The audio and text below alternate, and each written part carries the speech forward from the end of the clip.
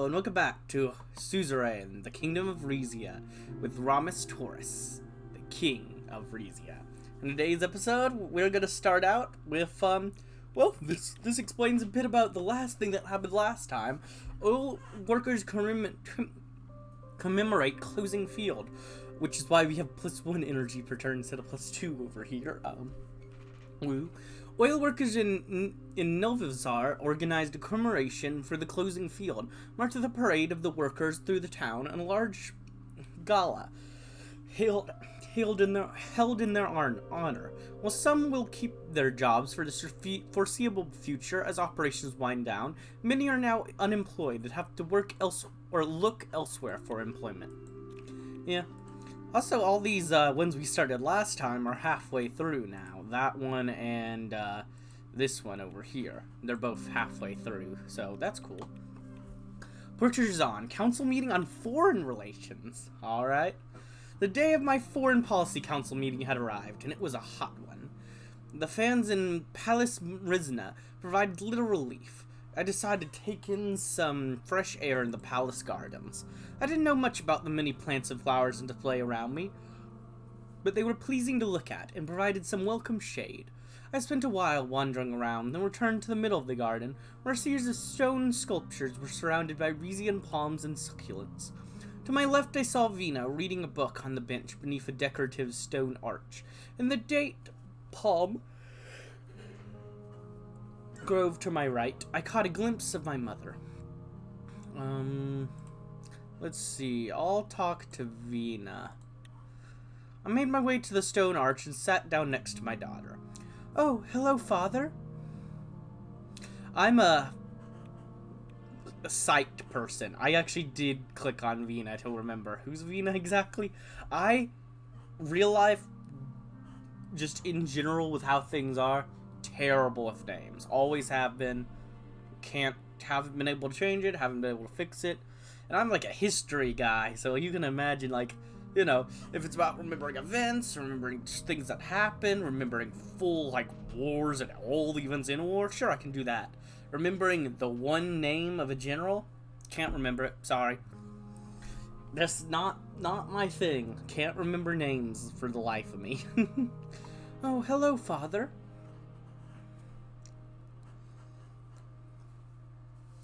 Good to see you outside of the council chambers. Do you have any questions about the past few meetings? I have plenty, but I'll figure them out in my own time. This must be overwhelming for you as well. So many decisions to make.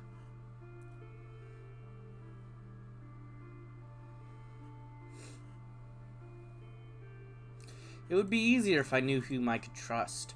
You can always trust me, Father. What do you think of the House of Delegates? Will you go talk to them?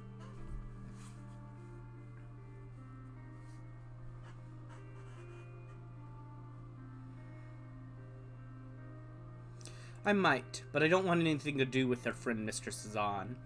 Why do you have it out for House Suzerain? Just because one Duke plotted against the king doesn't mean the whole family is evil.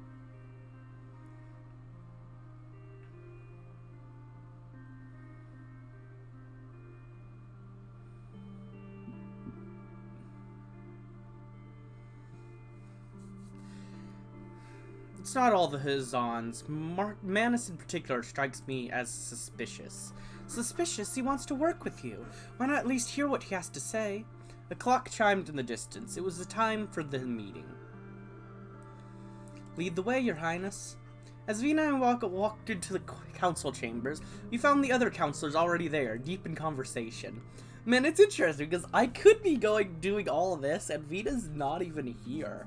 Like, already, like, the little differences in, like, your choices for, like, people who aren't even at these meetings. That's so cool. I like it. A superpower suddenly taking an interest in this part of the continent? What's next? All of our children will have to learn Arcasian? The decision wasn't made with any ill intent towards Rizia. There are greater global forces at work than what's happening in our corner of South Maricopa. What the superpowers decides affects us, Mr. Escable. Their intent is of no importance. Care to catch me up? The three of them noticed me and fell silent. Excuse me, Your Majesty. We were just discussing the recent news concerning Lespia's membership in ATO. We don't know anything about the situation yet. We'll have to wait and see what happens. A reasonable response, Your Majesty. Respectfully, Your Grace, there's nothing reasonable about allowing Arcacia and its puppets to spread instability across the globe. What would you have us do? What would you have us do, Duchess Azaro? We're on shaky enough ground, Flespia, as it is. Of course, we act sensibly, but we need to show the Republic and its new friends that Rizia can hold its own.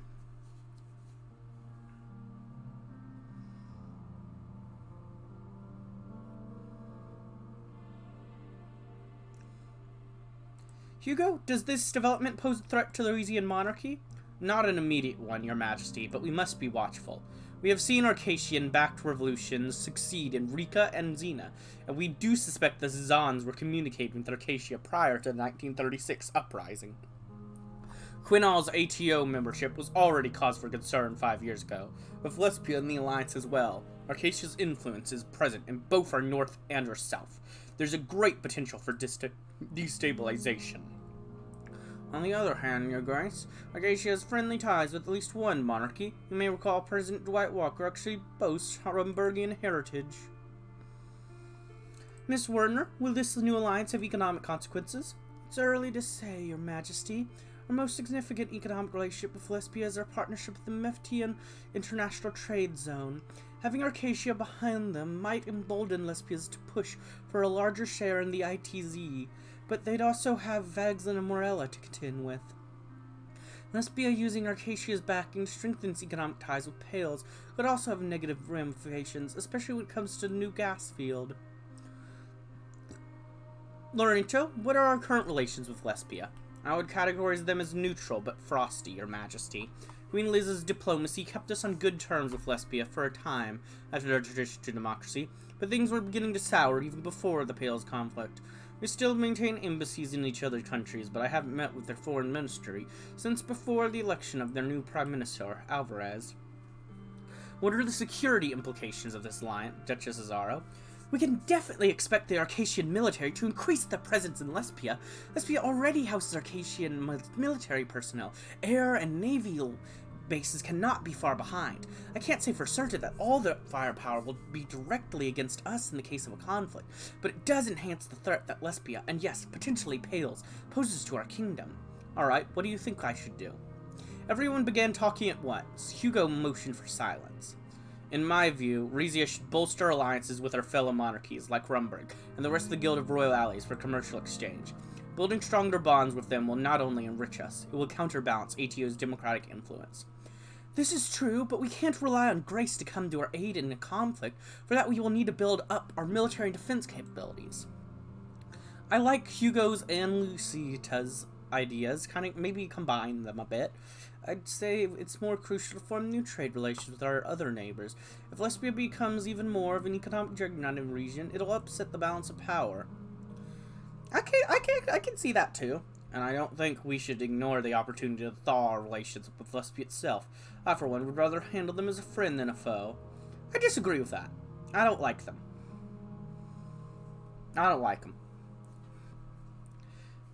Sure, let's ask Vina. Any thoughts, Vina? We certainly don't want tension to rise with Lesbia at this point, do we? We don't want ATO's influence to overwhelm us either.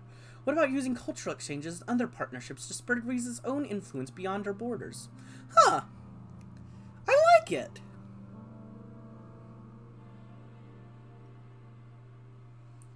Brilliant, Vina. Arcacia isn't the only nation capable of promoting itself through soft power. I have an idea regarding this. I'll bring it up at the end of the meeting. Okay, I'm interested. Anything to add, Grand Wiseman? Well, Your Majesty, the teaching of saint work compelled us to exercise goodwill and compassion towards our neighbors. On the other hand, we must be watchful that Lesbia does not use its new international clout to further the spread of the Asner's faith. Makes sense. I'd like a full picture of Riza's geopolitical situation before offering my own opinion. Alright, here's what I think. My counselor looked at me in expectation.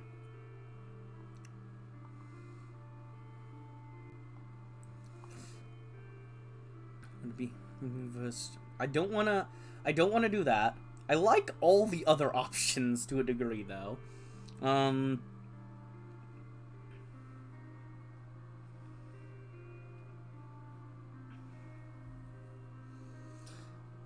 Specifically 1 and 3, I think, are the ones I like the most. But I'm gonna go with this as the most important. I agree with Felicita that we cannot look weak in Lesbia's and Arcatia's eyes. Our military intelligence should be our #1 focus. Yes, it should. The other suggestions are useless if we are unable to come to our own defense. Strengthening our military and our relationship with Rumberg are fortunately not mutually exclusive. I agree. I think those are 2 most important things. Improve relations with Rumberg and build up military. That's what I think is our #1 and #2 priority. Rumberg and military. Mr. Estabel, you had prepared an overview of our current geopolitical situation prior to this moment. Would you care to proceed with that? Certainly, Your Grace. Lorenzo walked to the chamber's back wall and pulled down a map of southeastern Recopa. What shall we discuss first? We need to talk about Welland. Of course. Lorenzo rearranged some of the papers he was holding. Relations with their one-time allies have been turbulent at best since the Civil War. The international popularity of the current president, Victor Smolik, has only complicated matters.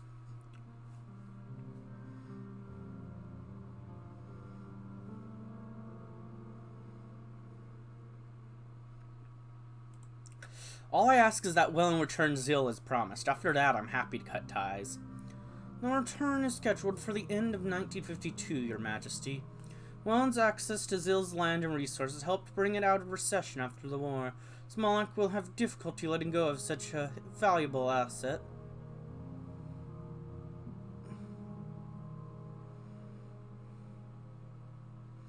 Can we count on him to honor the terms of the treaty? Smolik is not as weak as he seems. It will take a great deal of time and effort before our firepower matches his. He may act bold. Currently, their foreign ministry is working in close cooperation with us, and President Smolik has promised to honor the treaty. In the meantime, our perceived aggression on our part may only give him an excuse to break it.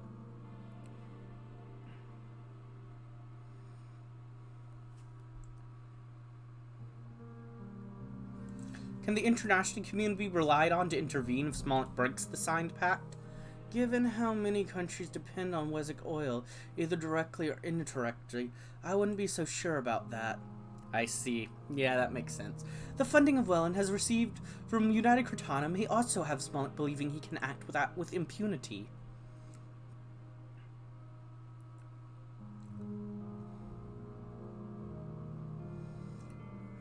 Moving on, when's my next diplomatic visit in Welland?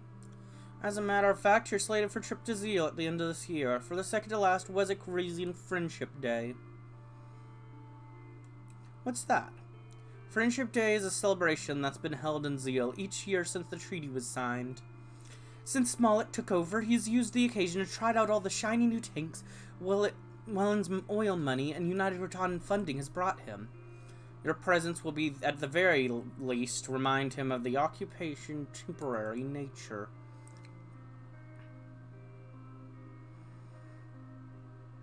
I'll talk to him. Maybe we can come up to a productive agreement. An admirable impulse, but this is unfortunately only a ceremony, not a diplomatic talk.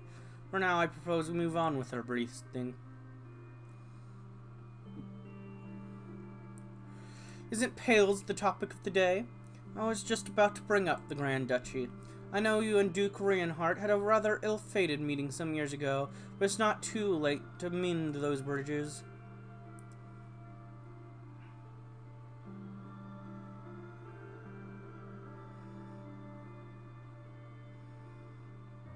I still don't know why Exel even bothered. He knows full well what Rizians think of his so-called country. Perhaps he was hoping for a change of attitude. I myself advised your father to speak with the new Duke of Pales, to no avail, of course. And to his brother, Najama, Axel Rienhart seemed far more amenable to a thaw between our countries. He was even born when Rizia and Pales were fighting, and I suspect he is beginning to see the disadvantages of staying connected to Lesbia.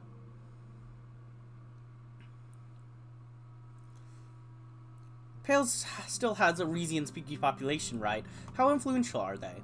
They are a minority, but a vocal one. They believe in the preservation of the Rizian language, but they still consider themselves Palestians at heart. Duke Najama proposed Rizian ban was a bridge too far for them. They seem to heavily favor his brother. Maybe we could install his brother as like a puppet. Potentially. I wonder if I can do a diplomatic meeting with his brother and not him. Alright, anyways, that's for thoughts of the future. Tell me more about the current relationship between Pales and Lesbia. The Grand Duchy has been heavily dependent on the Republic of Lesbia since the 1920s, Your Majesty. Our northern neighbor has taken extensive advantage of our natural gas reserves off the southern Palestian coast. Lesbia has also relocated a number of its major corporations to Pales in exchange for extremely generous tax breaks. In addition to the resulting income, Pales has access to Lesbian technology and military equipment, which at the moment surpasses our own. Where's Vagsla in all of this? Does Pales have any relationship with the Republic? Not a friendly one. Most Valgish Pelesians were, and still are, vehemently against their ancestral homeland turned to socialism. In turn, the Republic of Vagsla has had nothing to do with his former colony since the Reinhardt decision to seek protection from Lesbia. Back in the 1920s, there were a few attempts at marshalling support for Vagslandian socialist revolution in the Grand Duchy. None bore fruit. I'm beginning to get a good grasp of the situation there. Are you leaning towards any particular diplomatic strategy regarding Pales, Your Majesty?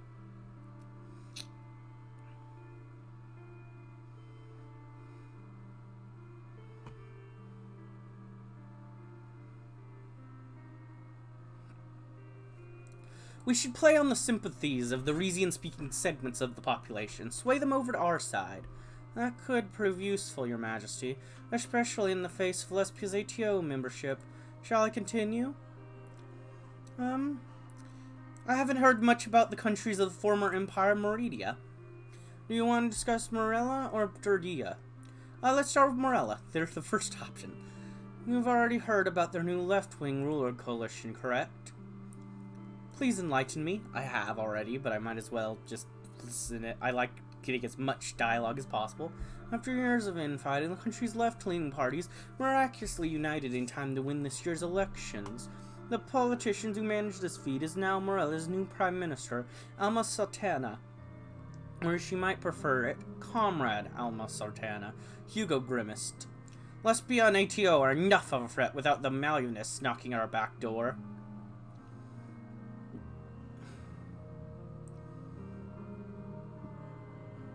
Both Arcasian liberals and Maluinists hate everything we stand for.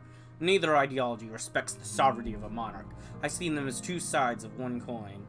In this case, it's Valgasian socialism we ought to be worried about, not Maluinism. Morella doesn't stand a chance of entering the Cretanan Security Pact, not to its current levels of poverty, but there are rumors that Prime Minister Satana has arranged meetings with Vagslandian Chancellor Imrich Hegel. And how are our relations with Vagslan at the moment?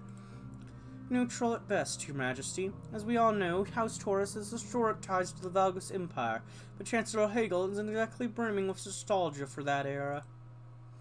So far, our trade relations with Morella have not been affected, nor has our partnership with the International Trade Zone, but Morella and Vagslan teaming up in that area could potentially be more of a concern than Lesbia.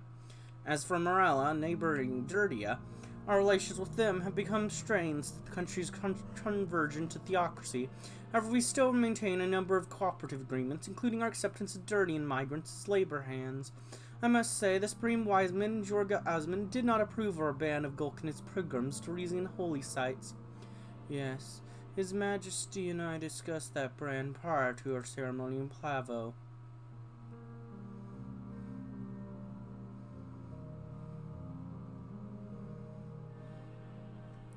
If the ban is harming our relationship with Durdia, perhaps it should be reconsidered. I would not be opposed to replace the Galcanist ban with one on, say, Das Nurists. They may have strayed, gentlemen, but Galcanists and Desnurists are both our brethren. I'm merely worried that the growing numbers of Galcanist visitors at sites like Plavo and their rather physical interpretation of religion were altering the true worstest believers. I will point out that our stance on Gawkiness is far gentler than Morella's. Yes, they've taken to blocking Dirtians at the border entirely, resulting in some nasty armed skirmishes. Then how are Dirtian migrants reaching Rizia?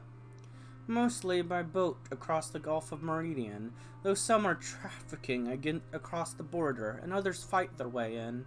Say what you will about Dirtian beliefs, you can't argue with their weaponry. Their weaponry, you say? Interesting. I'll have to think about that. It's a part of their warrior culture, Duchess. Their practice is centered on martial discipline and physical strength. It'd be good to have a culture like that on our side.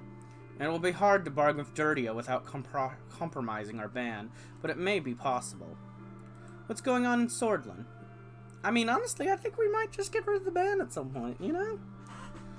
Now that Colonel has decided to retire, you mean? His successor is called Ewald Alfonso. From everything I've heard, he's the soul's exact opposite. In what way? Think sweeping privatization and tax cuts. Sol is forced out of power. More women in prominent positions. Although he has yet to pass the kind of libertarian reforms our beloved Lisa did.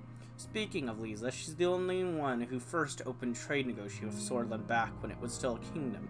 But Sol's disdain for the monarchy kept this from continuing on that path. The Alfonso administration, meanwhile, has no such qualms about royalty. In fact, his new development minister, Gus Manger. It's Gus Manger, I know that person. I actually know that guy. Woo! Has already had personal business dealings in Rizia.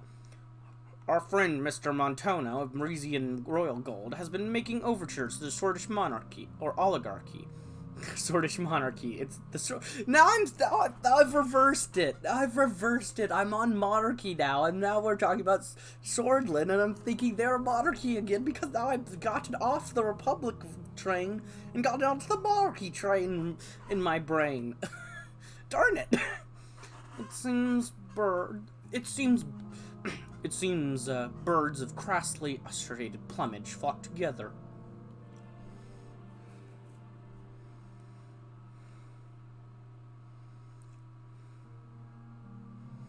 I'm not sure if I trust either Alfonso or his minister, but I'm open to proposals.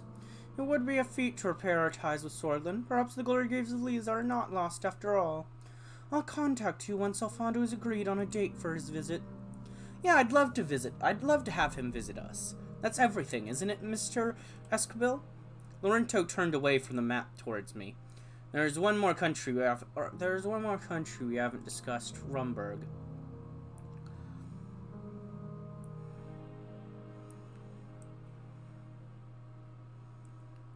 Yes, how are my in-laws?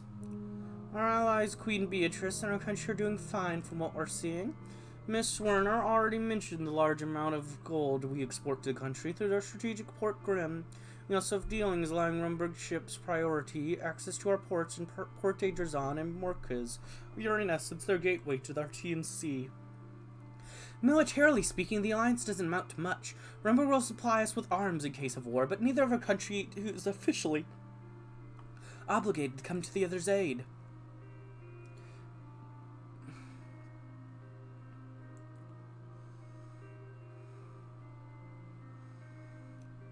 Does Rumburg want anything else from us?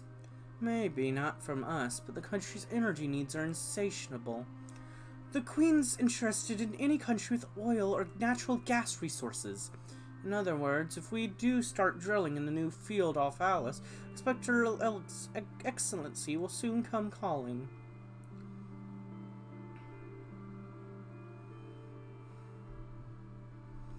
Becoming one of Rumburg's main energy suppliers would definitely strengthen our partnership.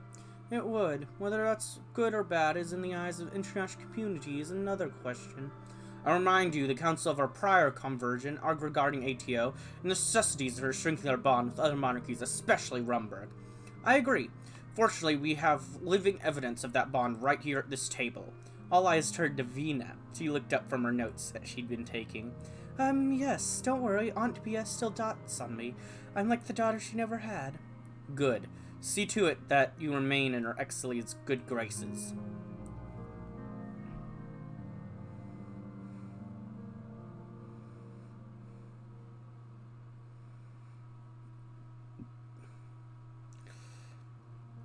the Queen still holds me in her affection. She is aware of the love I harbored for Lena, a love that transcends even her passing. Maybe it's time we both arranged a visit with Aunt Bia. Hugo glanced at the clock. Was that all from you, Mr. Escobil? I do have one more proposition before we adjourn. I was quite fond of the prince's suggestion that we increase Riza's soft power outside of our borders. We have also spoken of the need to stroke pro-Rizan sympathies in both Zeal and Pales.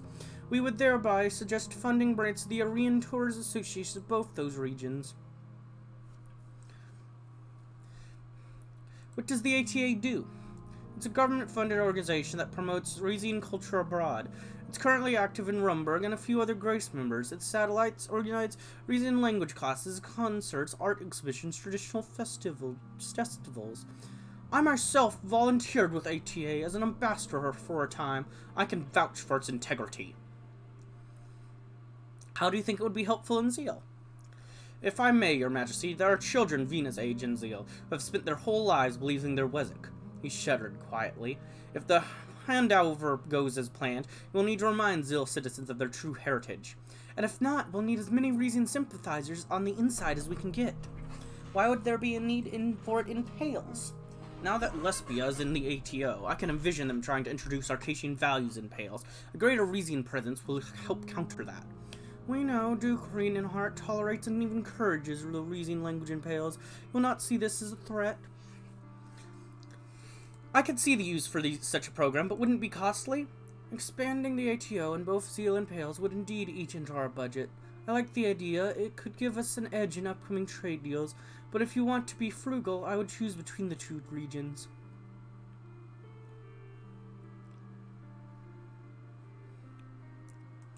Yeah, we don't have money, is the problem of the moment, but I'd rather not involve ourselves with these nations for now.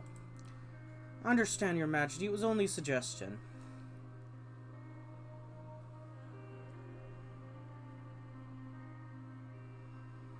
It was Venus' suggestion, and it was a good one, but I have the budget earmarked for other uses. That's perfectly alright, Your Majesty. Thanks for listening to me. It's not that I have it earmarked for other things, it's that it's gone. I spent it immediately.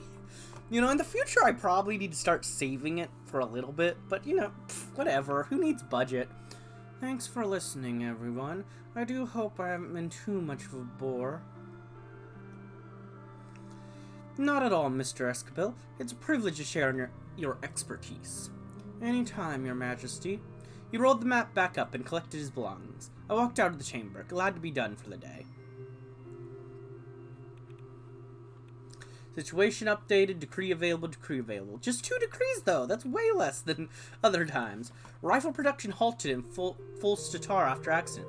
Machine at the full statar rifle plant has experienced a malfunction, stalling weapons production for the next week. The cause is being looked into, but the plant manager indicates that due to the ongoing labor shortage, fewer workers have been overseeing production at the plant, leading to more potential for human error. That's not good.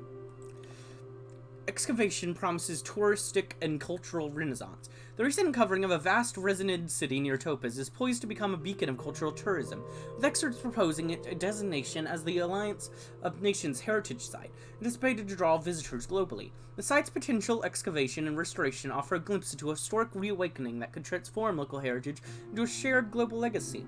The promise of enhanced cultural pride and economic influx through tourism has local authorities eager to initiate the landmark project. We've got, worsening housing crisis. An acute housing crisis grips the nation, characterized by unaffordable prices and dire shortage of reasonable housing options. This escalating problem has led to increased homelessness and significant distress among these citizens, impacting overall living standards. If they want, just join the military. Then you'll be doing better. Boom. Get military pay. You're welcome. You're welcome for the idea. Roughest Grag's royal gossip. Ball season begins. As palaces in Rizia began throwing open their doors for glamorous fates, there's one question on everyone's lips. Where's Princess Vina? Beautiful, well-mannered, and in the prime of her life, the young heiress should be a fixture at these events, but it seems King Ramus would rather keep his daughter by his side than show her off to the world, even going so far as to drag her along to his council meetings. How's she supposed to find the dashing handsome she deserves if she never leaves the palace? Which is the right to attend council meetings, of course, but it's also our right to see her in her poofy gown and speculate wildly about her love life. Free Vina, I say. I'm freeing her by allowing her to do what she wants. Get out of here. Non-aligned movement in a group grows. Amid escalating tensions between the world superpowers, significant non-aligned movement within the Alliance nations gaining traction. Discontented by the hostile actions from both blocs, this group adapting strategies akin to Kyrit declares the balanced stance towards both superpowers and openly invites trade partners. This trend, reflective of geopolitical strategy, focuses on neutrality and economic pragmatism, signals a potential shift in the international area. These nations, by choosing not to align with either superpower, position themselves as pivotal players in the global diplomacy, potentially influencing major decisions and maintaining their sovereignty and polarizing role. Confederacy of Vindonsam faces democratic forces. In the southeastern region of Xena, the Confederacy of Vindonsam is grappling with a wave of democratic movements challenging its long-standing monarchic rule. Key states within the Confederacy, including the Sultanate of Ragkara, the holy sites of Pinguvi, and the Duchy of Tamarin, are facing heightened instability. Suspicions arise that external forces from Arcasian United Cortana are backing these movements, further complicating the political landscape. The Confederate Council, led by Prince Consort Kabanin Sang Tam, is actively countering the tide with increased mobilization of pro-monarchist troops and intensifying intelligence operations. These measures are aimed at suppressing the growing democratic fervor that is leading to escalating conflicts across both urban and rural areas of Vindonsam. We've got a few new royal degrees we could do, which we're not going to be able to do at the moment. We're not removing income tax. A total removal of the increased income tax is decreed. This momentous fiscal act is directly enhancing the disposable income of citizenry, will potentially simulate economic vibrancy. While the decree unquestionably garners widespread public support, the previous increase has caused opinion damage, and it casts a profound void in states' revenue, necessitating alternative financial solutions to uphold public services and initiatives. Remove Galcanist blasphemy law. I might. Though not a lot of people like it. Embarking on a path towards spiritual inclusivity by abolishing the existing blasphemy laws, the kingdom is granting Galcanists also just way too much authority with no other cost, so it'll only be done if I end up with a lot of extra authority after using, money. So unrestricted access to pivotal religious sites. While this shift aligns with the spirit of the religious freedom and is likely to be welcomed by Dirtia and the Galcanist community in the nation, it simultaneously carries the potential to stir concerns within both Dacinor's community and other broader public spheres.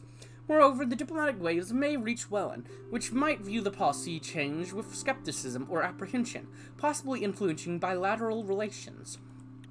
Permanent work permit for labor hands. In the move to bolster the labor force within critical industrial sectors, the kingdom proposes extending permanent work permits to labor hands from Welland and Dirtia, acknowledging their significant contribution, particularly in mining, gas, and manufacturing industries since the 1930s.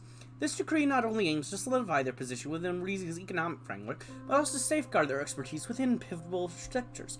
While it fortifies the workforce, the kingdom must navigate the intricacies of the additional costs in ensuring the well-being and integration of these labor communities without disturbing the existing socio-cultural equilibrium. Alright, that's what we got there for now.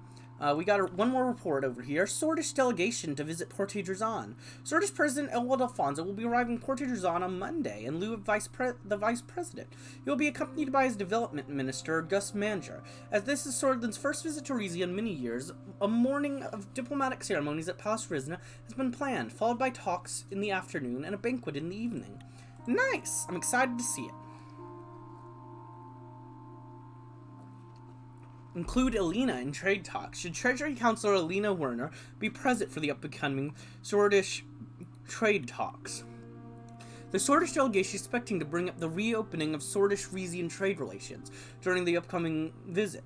While Treasury Councilor Elena Werner would normally be present for such discussions, Development Minister Gus Mander has requested to speak with the king alone. Well, if they're requesting me to speak alone, then I think this is probably such a bad idea, but I'm going to go in alone. I'm going to do as requested. Federation of Anrica bolsters trade ties with Ostacope and Nalapurna.